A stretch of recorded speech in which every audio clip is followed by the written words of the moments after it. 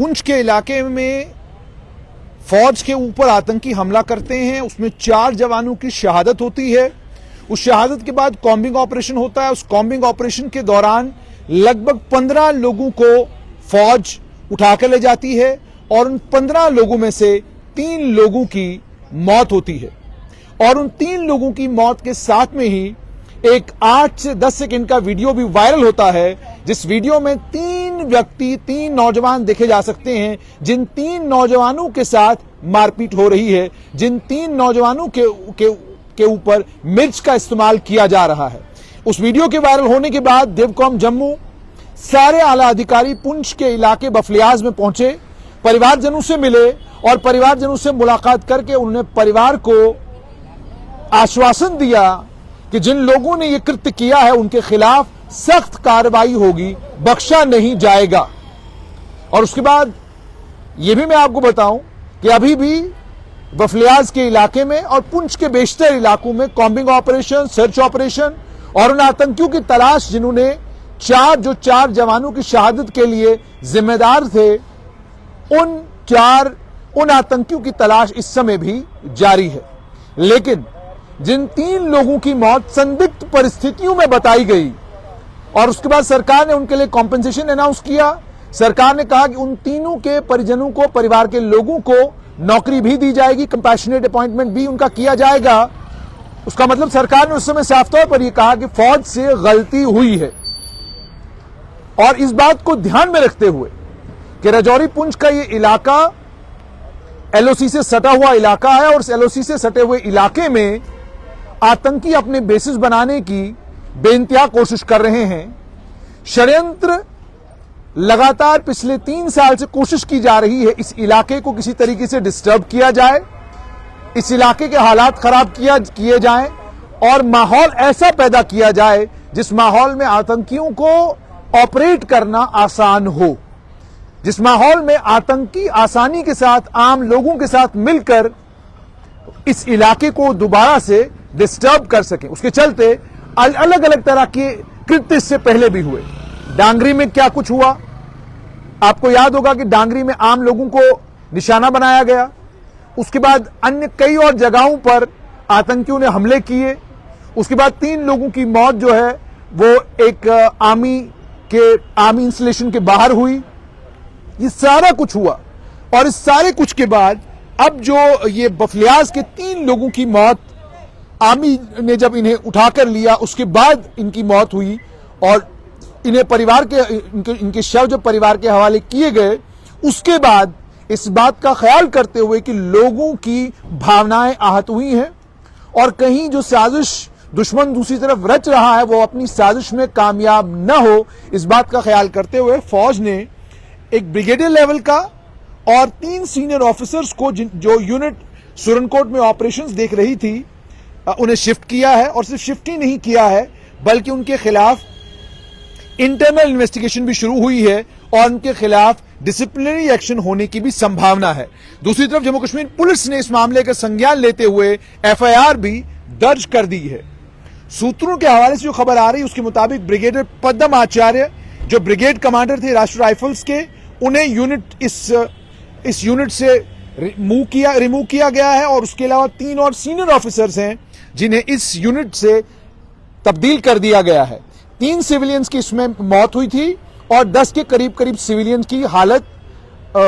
10 के करीब इसमें आम नागरिक जो है वो जख्मी हुए थे। और इन 10 आम नागरिकों में से जो मेरी जानकारी है उस जानकारी के मुताबिक 3 लोग और ऐसे हैं जिनकी हालत गंभीर अभी भी बताई जा रही है, जिनका इलाज अभी भी चल रहा है। हालांकि वो खतरे से बाहर है मगर अभी भी स्थिति जो है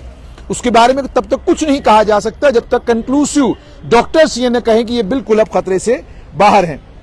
ये भी कहा गया, हालांकि आधिकारिक तौर पर ये कहा गया कि जो 10 नागरिक इसमें जख्मी हुए थे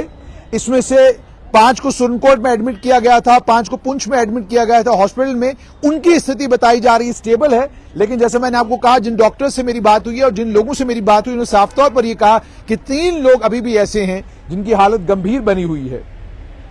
और इसमें पुलिस ने ऑलरेडी इस मामले में एक एफआईआर लॉन्च की हुई है और एफआईआर लॉन्च करने के साथ साथ में इस मामले में पड़ताल भी शुरू हुई है। 21 दिसंबर और 22 दिसंबर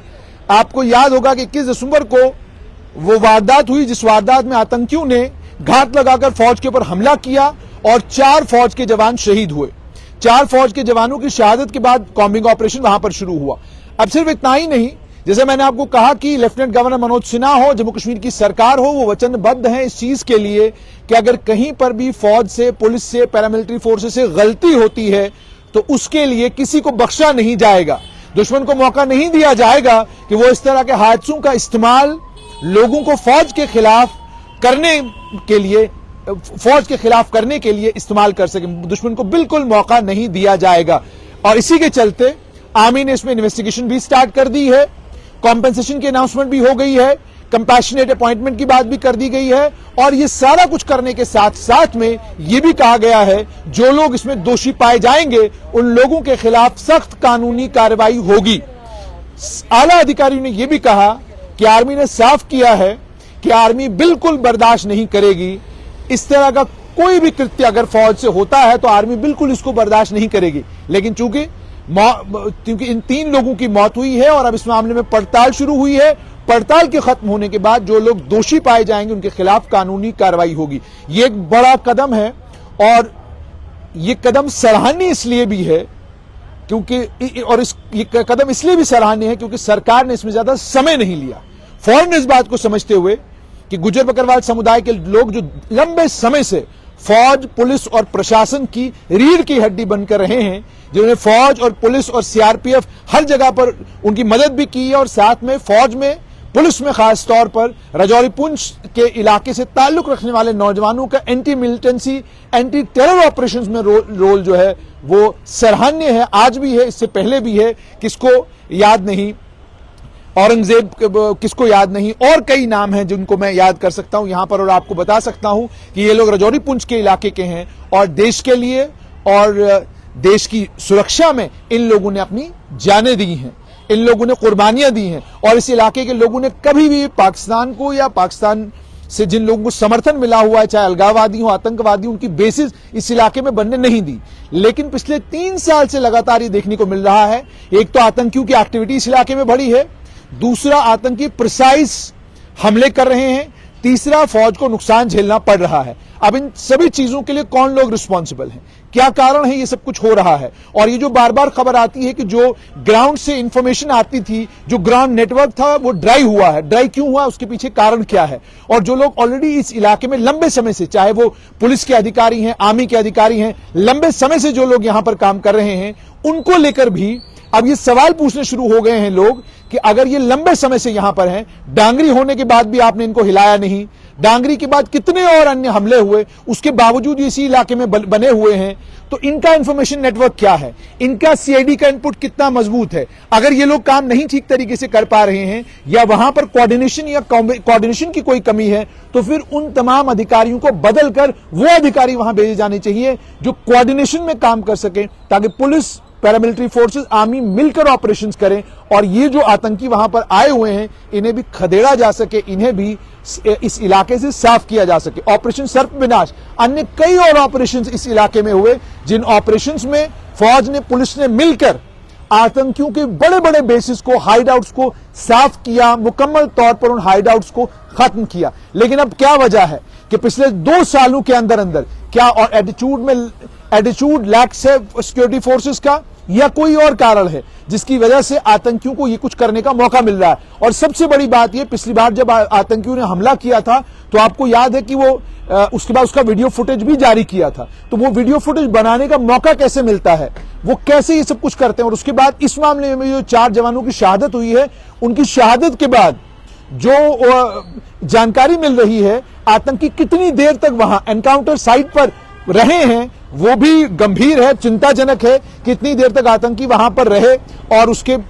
इतनी देर तक रहने का मौका कैसे मिला? अगर ताबड़तोड़ गोलियां चली तो क्या दाएं बाएं किसी को गोलियां सुनाई नहीं दी, किसी को पता नहीं चला कि यहां पर क्या हुआ? और ये आइसोलेटेड स्पॉट्स पर आतंकी हमले कैसे कर पाते हैं, ये भी अचरज में डालने वाला है, ये भी परेशानी में डालने वाला है। आखिरकार ये आतंकी इस सब में कामयाब कैसे होते हैं? तो इन सारे सवालों के जवाब भी प्रशासन को, पुलिस को ढूंढने होंगे और जो मददगार हैं उनके खिलाफ सख्त कार्रवाई होनी चाहिए। मददगारों को बख्शा न जाए, लेकिन मासूमों को छेड़ा न जाए, इस पॉलिसी के साथ इस इलाके में काम करने की जरूरत है। फिलहाल खबर यही कि फौज ने